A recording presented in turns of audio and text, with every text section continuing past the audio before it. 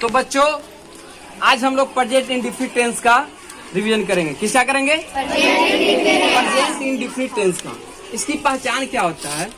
जिस हिंदी क्रिया वाक्य के अंत में ता है, ते है, ती है, रहे, वो प्रेजेंट इंडेफिनिट टेंस कहलाता है। क्या कहलाता है? प्रेजेंट इंडेफिनिट टेंस कहलाता है।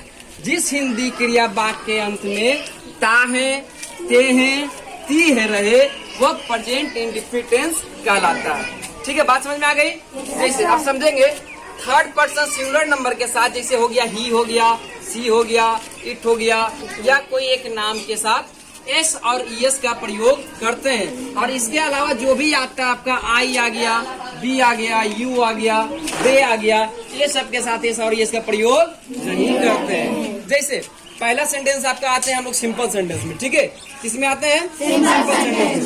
पहला क्वेश्चन है आपका, मैं खाता हूँ, आई ईट। इसका क्या होगा? आई।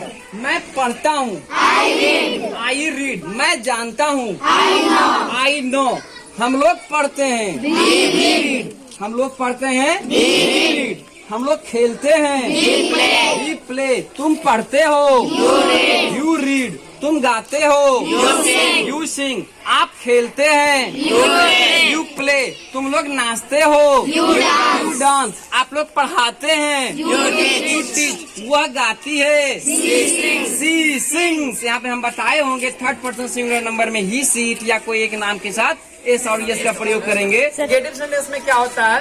आपका थर्ड पर्सन सिंगुलर नंबर के साथ ही, सी, इट या कोई एक नाम के साथ डज का प्रयोग किया जाता है। और इसके अलावा जो भी होता है, आई हो गया, बी हो गया, दे हो गया, डू हो गया, यू हो गया, इसके साथ आपका डू का प्रयोग किया जाता है। ठीक है, जैसे समझेंगे मैं नहीं खाता हूँ, इसका क्या हो जाएगा?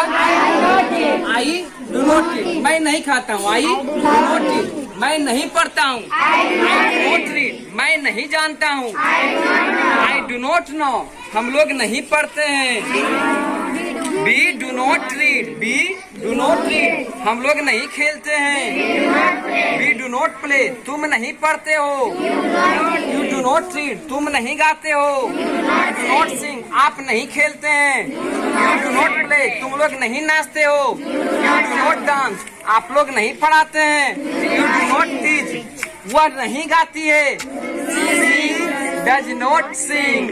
यहाँ पे आपको हम बताए होंगे थर्ड पर्सन सिंगुलर नंबर के साथ डज का प्रयोग किया जाता है।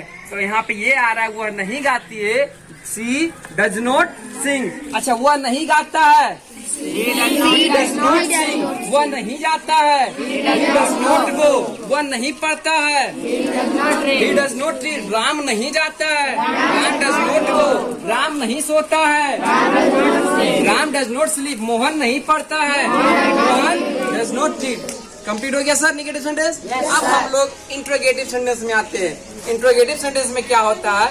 सबसे पहले क्या आता है क्वेश्चन में? सबसे पहले क्या आता है? जैसे तो इसमें हम लोग डू या डज पहले लगाते हैं, डू या डज पहले लगाते हैं। जैसे क्या मैं खाता हूँ, डू आई ईट। क्या मैं पढ़ता हूँ, डू आई रीड। क्या मैं जानता हूँ, डू आई नो। क्या हम लोग पढ़ते हैं, do we read. Do we हम लोग का बी होता है ना सर, तो डू बी रीड। क्या हम लोग खेलते हैं, डू बी प्ले। क्या तुम पढ़ते हो, डू यू रीड। क्या तुम गाते हो, डू यू सिंग। क्या आप खेलते हैं, डू यू प्ले। क्या वह जाती है, डू नहीं। क्या वह जाती है, does she go. Does she गो, क्योंकि थर्ड पर्सन सिंगुलर नंबर के साथ डज का प्रयोग किया जाता है। ठीक है, तो डज सी गो। क्या वह गाता है, डज ही गो।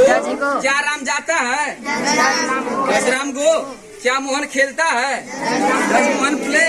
क्या वह सोता है, डज ही स्लीप। क्या वह रोता है, डज ही बीप। अब हम लोग आते हैं इंट्रोगेटिव निगेटिव सेंटेंस में। ठीक है, जैसे क्या मैं नहीं खाता हूँ, do I not eat. Do I not eat. क्या मैं नहीं पढ़ता हूँ, डू आई नॉट रीड। क्या मैं नहीं जानता हूँ, डू आई नॉट नो।